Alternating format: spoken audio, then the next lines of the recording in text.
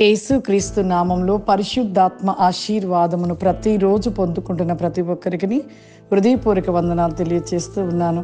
ప్రతిరోజు కూడా ప్రార్థించుట, వాక్యమును ధ్యానించుట, పరిశుద్ధాత్మ ఆశీర్వాదము పొందుకొనుట మరిచిపోకూడదు, మానవద్దు. దినదినము ఆ విధంగా మనం చేసినట్లయితే ప్రతిరోజు కూడా మనము దేవుని శక్తి చేత నింపబడుతూ మంచి ఆరోగ్యాన్ని కలిగి అన్ని విషయాలలో విజయాన్ని పొందుకుంటూ ఉంటాము. ఈరోజు పరిశుద్ధాత్మ దేవుడు మనకిస్తూ ఉన్న వాగ్దానము సామెతల గ్రంథము 26వ అధ్యాయము 22వ వచనము. ఈరోజు పరిశుద్ధాత్మ దేవుడు మనకిస్తున్న ఈ వాగ్దానం, కొండెగాని మాటలు నిజమే. ఎంత మంచి యథార్థంగా జీవించి ఎంతో మంచి కార్యాలు ఎన్ని చేసినను, అవన్నీ చూసినను కూడా వారు కొన్ని సందర్భంలో కొండెపు మాటలు, చెడు మాటలు, అబద్ధపు మాటలు, అన్యాయపు మాటలు పలికినప్పుడు అవి కొద్దిమంది నమ్ముతూ ఉంటారు. చూడండి, యేసు ప్రభువారు ఎన్ని కార్యాలు జరిగించారు, ఎన్ని అద్భుతాలు చేశాడు, ఎంతమందికి స్వస్థత వచ్చింది, ఎంతమంది బాగయ్యారు. ఆయన ఎంతో మందిని బాగు చేశాడు, సర్వశక్తివంతుడైన యేసు ప్రభు. కానీ చివరికి లాస్ట్కి అందరూ కూడా సిలువ వేయండి అని కేకలు పెట్టారు. చూడండి, అంటే ఒక మంచి చేసినప్పుడు ఆ మంచిని ముందు గుర్తెరగరు, కానీ చెడు ముందుగా పరిగెడుతుందంట. మంచి కంటే చెడు ముందుకు పరిగెడుతుందంట. కానీ తర్వాతకి గెలిచేది సత్యమే గెలుస్తుంది. ఏనాటికైనా సత్యమే గెలుపుగా ఉంటుంది. ఎన్నో నిందలు, అవమానాలు, ఎన్నో కష్టాలు, ఎన్నో శ్రమలు, ఎన్నో రీతులుగా యోబు శ్రమపడి ఉన్నాడు. కానీ ఎన్నో విధాలుగా తనని విమర్శించారు, నిందించారు, అవమానించారు, ఎన్నో విధమైన మాటలు.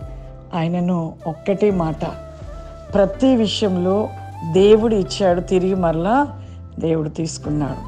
ఆ విధమైన మాటతో ముందుకు సాగాడు. కానీ ఎక్కడా కూడా ఏ విషయంలో కూడా మరి దేవుణ్ణి దూషించడము కానీ ఎక్కడ కూడా యోబు చేయలేదు. ప్రియులారా, నిజంగా ఒక శ్రమ వచ్చినప్పుడు యోబుని జ్ఞాపకం చేసుకోవాలి. యోబు అలా ఉన్నాడు కాబట్టి ఈరోజు ఈ పరిశుద్ధ గ్రంథంలో రాయబడి ఉన్నది.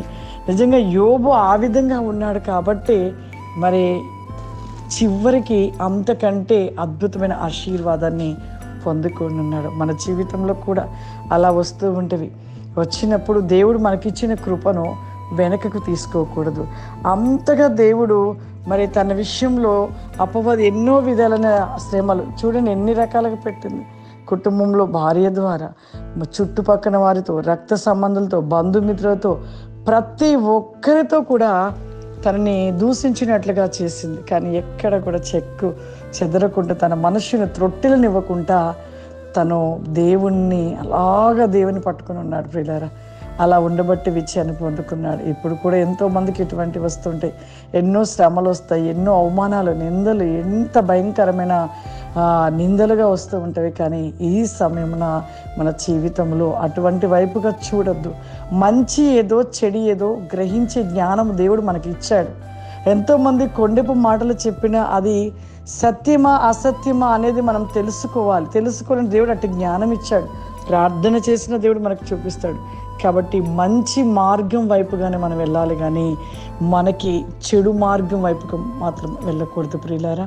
కాబట్టి ఈరోజు పరిశుద్ధ ఆత్మదేవుడు ఈ వాగ్దానం మనకి ఇచ్చి ఉండగా ప్రతి ఒక్కరు కూడా మన జీవితంలో చెడు వైపుగా మనం మళ్లించబడవద్దు. మన మనసు మంచిగా ఉంటున్న మంచి మార్గం వైపే మన మనసును మళ్లించుకొని మన మనసును త్రొట్టెలనివ్వకుండా దేవునిలో దేవుని కోసమే జీవించే వారిగా మనం నిలిచి ఉండాలి.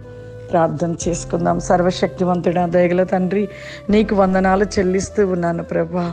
యోబు వంటి మహాశ్రమలు ఎంతో మందికి ప్రతినేకంగా వస్తూ ఉండగా నాయన, శ్రమలను చూసి భయపడక నీవిచ్చిన కృపలో ప్రభ ముందుకు సాగుట కృప దయచేయండి తండ్రి.